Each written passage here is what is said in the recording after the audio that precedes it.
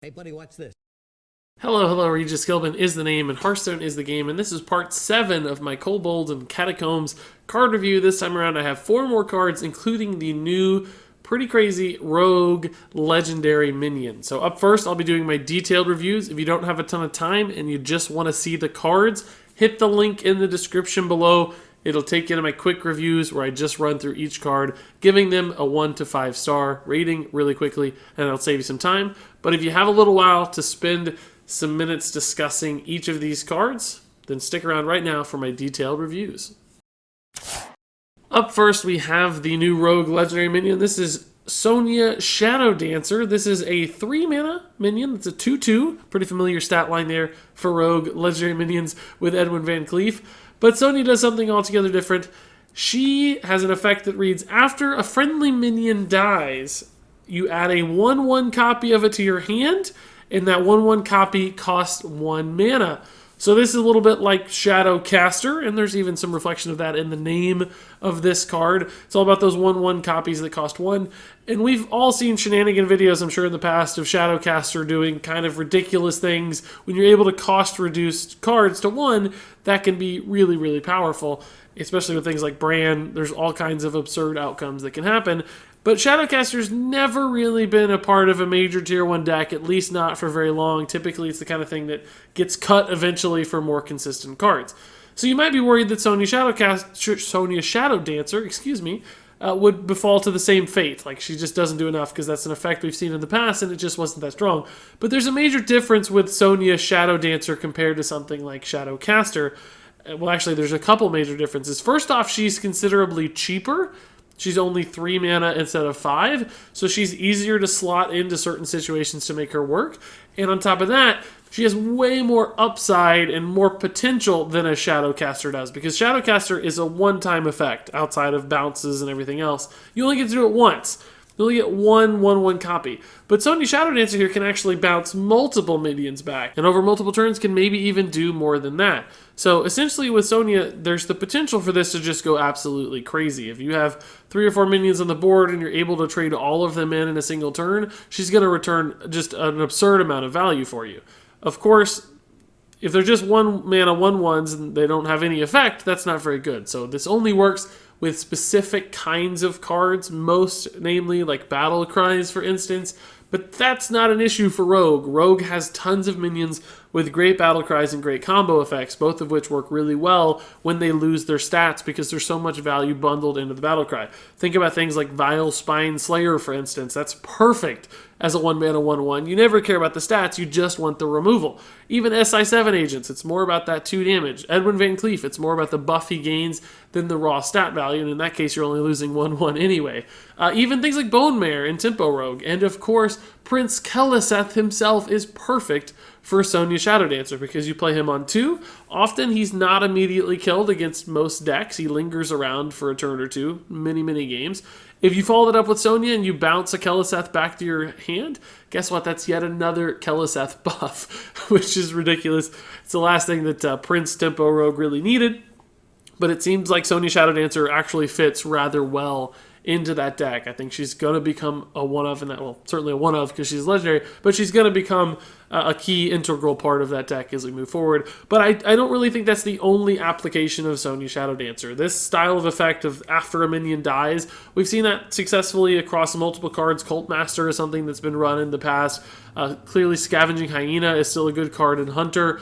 This is an effect that works. It's done things before, and I think Sonya Shadowcaster, the benefit of this is strong enough and synergizes particularly well with her class that by all rights, this just looks like a great card to me. I think it's very strong. It's going to be perfect in Rogue. I think it's going to see play across multiple archetypes throughout multiple expansions. Like, it's flexible and versatile enough that it's going to work in all kinds of different metas and all kinds of different environments. I'm pretty high on Sonya Shadowdancer. I think this is yet another, not necessarily that Rogue needed it, but yet another great legendary for the class. So up next we have a mage spell here. This one's called Explosive Runes. It is a secret, and it's a secret that reads, after your opponent plays a minion, deal 6 damage to that minion and then any excess to their hero. So if they play like a Galaka Crawler, for instance, You deal 3 damage to the Galactic Crawler, you kill it, and then 6 minus 3. The remaining damage is 3 damage to the opposing hero, so you get 3 damage to a minion and 3 damage to face. And of course, this secret is based on your opponent playing a minion, much like many other secrets we've seen in the past. Currently, Mirror Entity and Frozen Clone in standard format, both of which typically are punished by your opponent playing small things.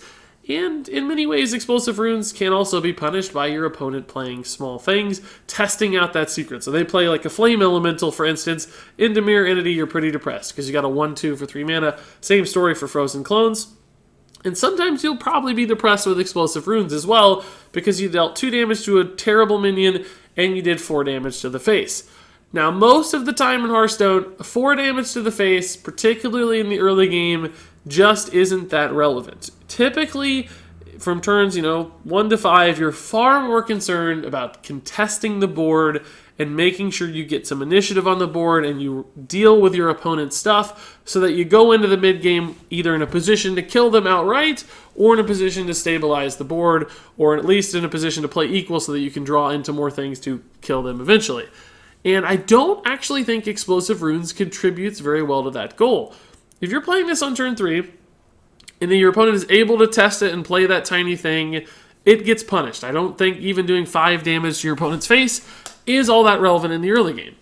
Especially in more control-oriented decks, which right now the most popular versions of Mage are really sort of the grinder control Mage with Jaina and Quest Mage, neither of which seem to really benefit much from Explosive Runes to me because there's just too much counterplay.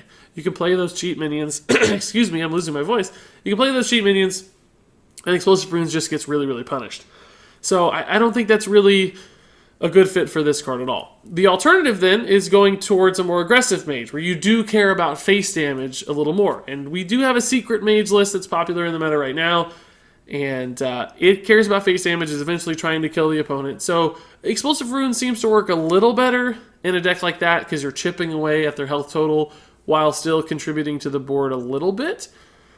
The problem still, though, is that even in Secret Mage, they still care a lot about contesting the board and getting minions and doing damage. They have, they run even Bittertide Hydras and, of course, Crystal Runners and Kirator Mages, minions that need to be out there attacking to soften up your opponent. And Explosive Runes can help that in a little bit, right? Because you do kill the thing your opponent plays. But again, it's just susceptible to counterplay. Now, obviously, your opponent's not always going to have a 1 or 2 health minion to play out there. They're not going to have that Flame Elemental. Sometimes they might have to play something a little bigger, and you feel pretty good about Explosive Runes' removal potential. But that's inconsistent. That's unpredictable. That's not very reliable, and those are risky things in Hearthstone. If you're playing secrets and you care about secrets, often you're going to want the more consistent option. Now, clearly, Mirror Entity, Counterspell, everything can be countered a little bit, but I do feel like the upside for Counterspell and the upside for Mirror Entity are much, much higher. Like, sometimes you can just play a secret into turn 6 against Hunter, and it's like Savannah Highmaiden. They can't play Savannah Highmaiden because you just might have Mirror Entity. That's like an incredibly high upswing kind of thing.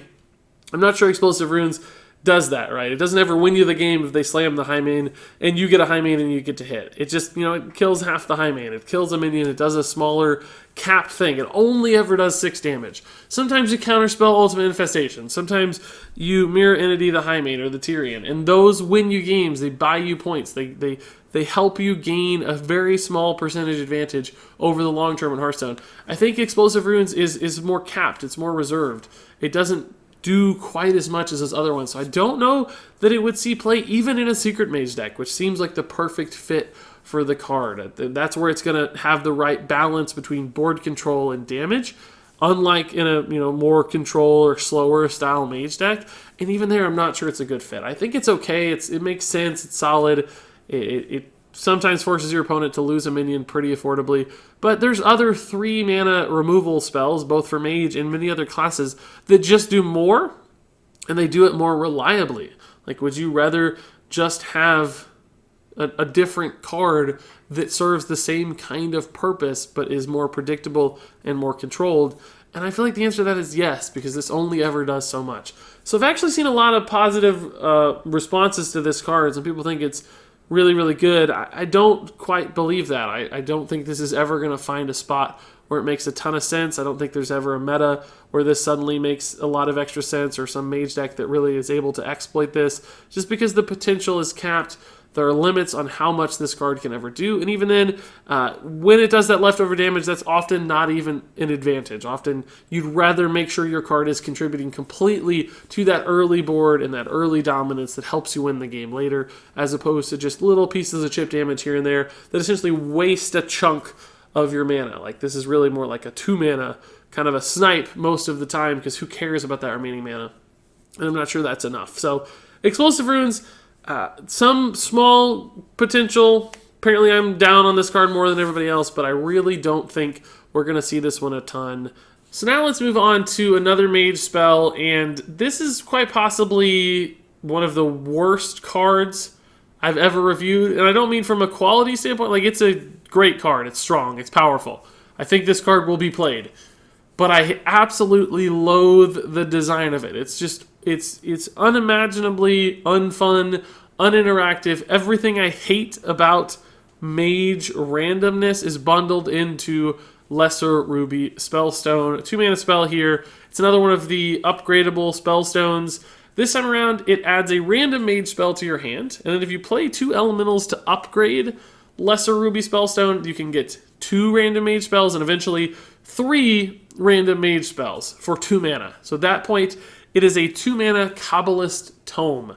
And I already hate Kobolds Tome because the inability to play around random cards, and sometimes great random cards like Flame Strikes and Ice Blocks, is just incredibly frustrating. That's just too much unpredictability. It throws all strategy out the window. It's just tough. It's awful. It's not the experience that I personally like in Hearthstone. And Greater Ruby Spellstone essentially gives Mage another way to do that, and even a better way to do that, because it only costs 2 mana. Now, there is clearly some challenge in this card that you have to play elementals to upgrade it, but 2 Fireflies makes Ruby Spellstone completely upgraded. And, you know, Mage doesn't really run Fireflies today, but there's other cards like Shimmering Tempest, Water Elementals. There's a lot of playable elementals that make this thing easy to upgrade for Mage, in my argument. And a lot of decks could squeeze that in. Even like the Secret Mage we were just talking about. Could probably squeeze in a Shimmering Tempest and a Water Ellie, and suddenly Ruby Spellstone is a super cheap Kobolds Tome that adds extra burn or extra stall into their hand to give them resources they need to win. Even a Quest Mage could probably find ways to make this work with Shimmering Tempest. That right there is one upgrade of Ruby Spellstone, and there's other things they might be able to fit in as well just to make it even better and more likely. You can sacrifice a little bit, like you could cut your Kobolds Tomes and run a Water Elemental instead, because you know that Greater Ruby Spellstone is there waiting for it, and you have that flexibility in that room in your list a little bit to make it work. I'm not sure it's going to make the cut in Quest Mage, but it's certainly possible that it could. And frankly, a card like this is so good, it might just make Elemental Mage more relevant, and that might pop up as a more relevant Tier 2 or Tier 1 deck even. So I'm very, very scared of Lesser Ruby Spellstone. And by the way, even the middle version, just the Ruby Spellstone, is outrageously high value. A 2-mana card that gives you 2 generated spells is really strong. It becomes absurd at the Greater Ruby Spellstone, but frankly, it's not that bad even for 2 mana for 2 spells. It's not even that bad for 1 spell. It kind of compares to a card like Babbling Book, for instance. You know, it's just like a little extra mana. You lose the 1/1, but it's not that different. You just basically pay 1 extra mana for the 1/1 on Babbling Book. So it's even okay as just kind of a cycle card at its base level, and then it becomes really good as a Ruby Spellstone, and then it becomes completely absurd as a Greater Ruby Spellstone. So I don't like the randomness. I don't like the design of it. It's lazy. It's uninspired. It's based on things we've already seen in the past. But I do think it's a good card. I think it's going to see some play. Just there's so much resource generation bundled into a single card that only costs 2 mana. That's going to find a home somewhere. That has to work somewhere along the line. So I think Lesser Ruby Spellstone is incredibly powerful and even more terrible. So finally here, one last card. Let's move on now to the Spellstone for Paladin. This is the Lesser Pearl Spellstone. Another 2-mana spell this time around, and this one summons a 2/2 Spirit with Taunt by default, and then you can upgrade this card by restoring 3 health to your hero, and at that point it becomes a Pearl Spellstone, which summons a 4/4, And then finally, if you upgrade it one more time, it becomes a Greater Pearl Spellstone, which summons you a 6/6. So, I mean, quite clearly, a 2-mana 6/6 taunt is a powerful play. A 2-mana 4/4 taunt is also pretty powerful play. So you can see right away, like, you're getting a lot of value out of this card. Like, two mana for 6/6 is a big tempo swing. The question is it going to fit into a deck? Is it going to make sense? I'm not quite so sure that it is. Like, as good as that looks, like a 2-mana 6/6, everybody would run that card. But the problem is, you do have to upgrade this thing, and restoring 3 health, although sounds sort of trivial for Paladin, that does mean you're most likely going to be doing that in a pretty late game, more control style deck. Like, I don't think this is something that fits in to an aggro or mid-range deck. And it would, because if you think of a card like Thing from Below, for instance, Shaman loves to run Thing from Below, even in more aggressive or mid-range decks, just because eventually it's like a 1 or 2 or 0 mana 5/5 taunt, and that's really cool. And Greater Pearl Spellstone could fit that same strategy, right? It could be a big 6/6 you play as a really cheap just board builder in a mid-range deck. The problem is, in Shaman, you're playing totems naturally. You're playing Flametongue totems, you're playing Manatite totems, you're playing Primal Fin totems, and your Thing from Below naturally gets discounted. It's just part of the game plan. But in Paladin, I don't think healing is just necessarily part of the game plan in a faster deck. First off, you don't always take damage early to enable a heal. And secondly, you're just not running that many defensively minded heal-style cards. There are some lifesteal things which make sense, like Chillblade Champion and Wickerflame Burn Bristle and True Silver Champion, all of which would help you upgrade your Lesser Pearl Spellstone. But I don't know that any of those are natural fits, and I don't know that you'd ever get enough to do it. Like, you wouldn't have enough consistency in the deck, or wouldn't be playing long enough into your deck or far enough into your deck to find enough heal cards in that sort of environment to make it work. So, long story short, I took a long way to get here. I think that means this is relegated to a control deck. This has to be a very defensively minded control deck style card that has defensive natures, that has a lot of heal spells, and is utilizing that life gain in the late game to stabilize, and then using Greater Pearl Spellstone as sort of a reload or swing card where you've finally stabilized, you've finally gotten some health, and now you're dumping a 6/6 onto the board to swing things back in your favor and play another big taunt so they have another thing they can't quite push through. The problem there in that strategy for me is that I don't know if a 2-mana 6/6 is good enough in Control Paladin. Control Paladin has so many tools and so many different ways to do powerful things in the late game. I don't know that you want one of your cards to be something that kind of sits in your hand for a little while and takes time to activate. And then even then, it's like, is it flexible enough? Would you rather just play a Ragnaros Lightlord and hero power? You know, otherwise you might not draw a Ragnaros Lightlord. In other words, there's some opportunity cost to drawing into this card. You're missing other big bombs and late game threats from Paladin. So there's 30 cards in a deck. Can this one make the cut? Can it squeeze in to a Control Paladin that already has to squeeze in all kinds of card draw and removal with Wild Pyro and Equality and Consecrations, and then all the big threats like the Tyrians and the Rag Lightlords and the Sunkeeper Terrams. And then, of course, you have to make room for the healing spells, too, to actually upgrade your Lesser Pearl Spellstone. So in other words, is there enough value packed into this card in a crowded list when there's so many different things to play? Does this do enough work? Is it contributing enough to the overall game plan, or do you just need to run things that generate more resources or more value or get you into a fatigue scenario, help you survive into the late game in a what is ultimately sort of a exhaustion style deck with Control Paladin? I don't know that it does. So fundamentally, it looks like a good card from a stat to cost standpoint. It reminds me of something like Thing from Below, which has clearly been a great card as well, but I don't think it's as good as Thing from Below. I don't think it fits Paladin's game plan nearly as much. It doesn't get discounted nearly as much either. So I ultimately want to like Greater Pearl Spellstone, but I really don't think this card is going to see all that much play, despite the fact that at a surface level it looks like a solid card. And that will wrap it up, guys, for my detailed reviews. So now let's jump into my quick reviews where I'll rate each of these cards from 1 to 5 stars. Sonya Shadowdancer is a 5-star card. Explosive Runes is a 2-star card. Lesser Ruby Spellstone is a 4-star card. And finally, Lesser Pearl Spellstone is a 2-star card. And that's it. That's part 7 of my Kobolds and Catacombs card review. I want to hear what you guys think. I have a feeling a couple of these reads on these Spellstones might be controversial. I don't really know what the greater opinion at large is. I don't love either of them, but for different reasons. I think Paladin's a little weak, and I think Mage is just destructive to the environment of Hearthstone. But I want to hear what you guys have to say. Do you like these cards? Do you hate them? Are they great design? Are they terrible design? Are they strong? Are they awful? Share all of those takes in the comments below. But until then, thank you so much for watching. And until next time, game on.